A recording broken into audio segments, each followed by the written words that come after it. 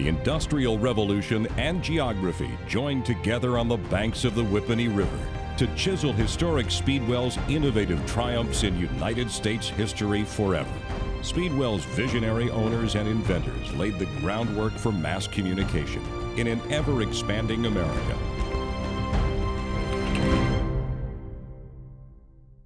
Stephen Vale was the patriarch of the Vale family, and on July 4th in 1801, at the age of 21, he married Bethia Youngs. Stephen and Bethia had 6 children: Harriet, Alfred, George, Sarah, and 2 boys who died in infancy. Alfred and George attended Morris Academy, as well as spending time at the Ironworks learning their father's business, while Harriet and Sarah attended the Moravian Seminary in Bethlehem, Pennsylvania. Unlike his children, Stephen received little formal education and barely learned to read and write. Despite his minimal education, he was a prominent figure in early 19th century Morristown society, known as an innovative businessman, and served as a judge for 2 terms in Morristown. As a young man, Stephen was an apprentice to the village blacksmith, and he quickly understood complex ideas and embraced the new technologies of the emerging Industrial Revolution.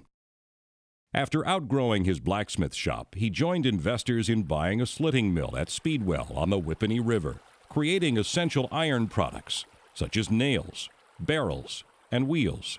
Speedwell was a prime location, surrounded with forests for fuel and enough water to power their machinery.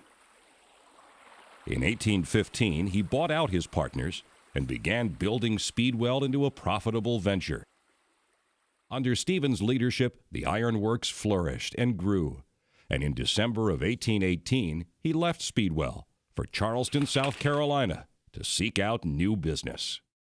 During his voyage south, he befriended Captain Moses Rogers, who later asked Vale to build a steam engine for a revolutionary new ship, the SS Savannah. The Savannah was a groundbreaking vessel that looked to replace traditional sails with a steam-powered engine that operated a paddle wheel.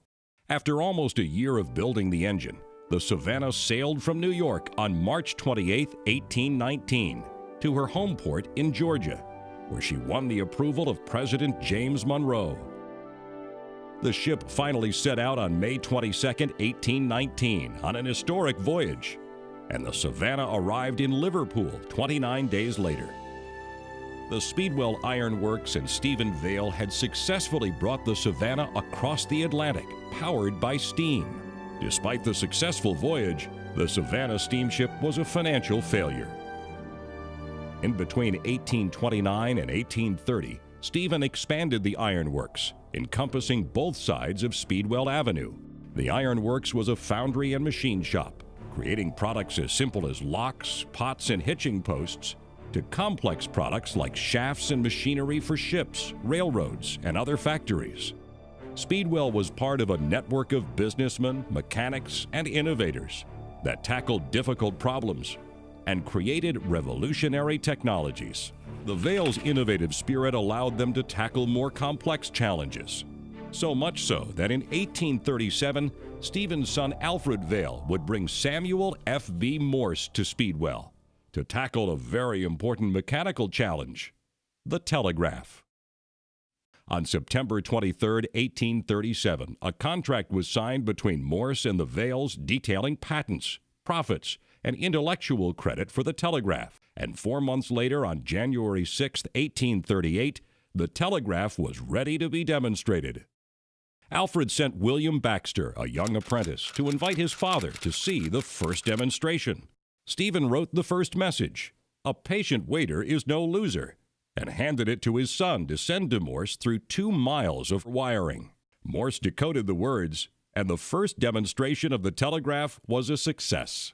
On January 11, 1838, 100 residents of Morristown were invited to the factory building to witness what became the first successful public demonstration of the telegraph.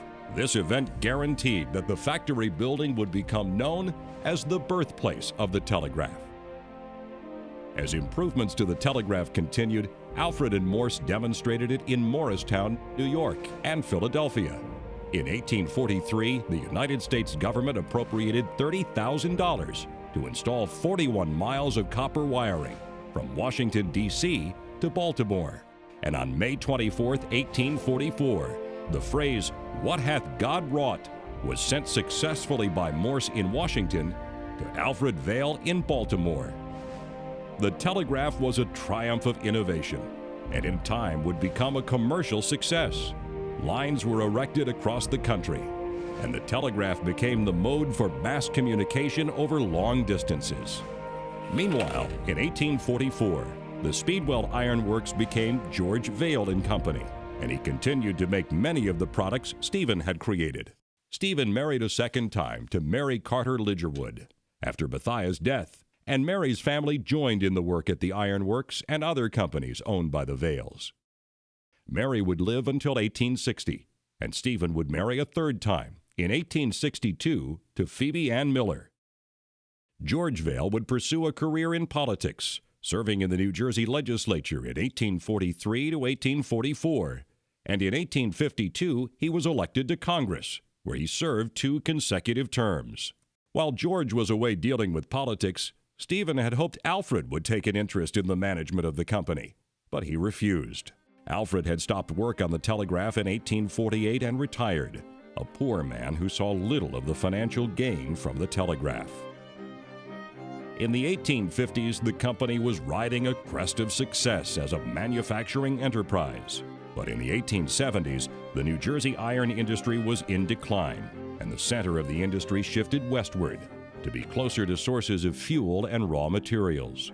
The water level of the Whippany River dropped in the late 19th century, decreasing the water power available to the ironworks, which led to its closing in 1873. The buildings and property slowly fell into disrepair under the ownership of the Lidgerwoods, and a 1908 fire destroyed most of the complex. Today, only 2 walls of Ironworks buildings still stand near Speedwell Lake.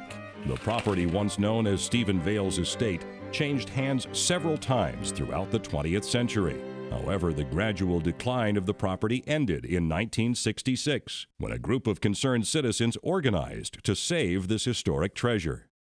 The Vale House and the factory building have become the core of historic Speedwell, and the site is comprised of approximately 7.5 acres, which includes 3 farm buildings dating back to Stephen Vale's ownership or before. 3 late 18th and early 19th century Morristown houses were moved to the site in the late 1960s for preservation: the Lamadou Gwinnett House, Moses Estey House, and the Gabriel Ford Cottage. Historic Speedwell, now on the National Register of Historic Places, and the factory building, a National Historic Landmark, continue to stimulate the interest of future generations in the life of an extraordinary Morristown family and the history of the Industrial Revolution in America. Today, historic Speedwell, owned and maintained by the Morris County Park Commission, educates the public on the life of Stephen Vale, his family, and their important roles in shaping Morristown and America.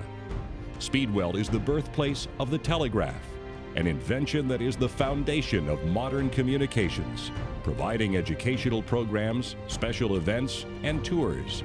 Speedwell gives visitors a glimpse into an important period of American history and helps us understand America's past and how this past defines the present. Speedwell invites you to explore and experience this incredible treasure of a uniquely American story.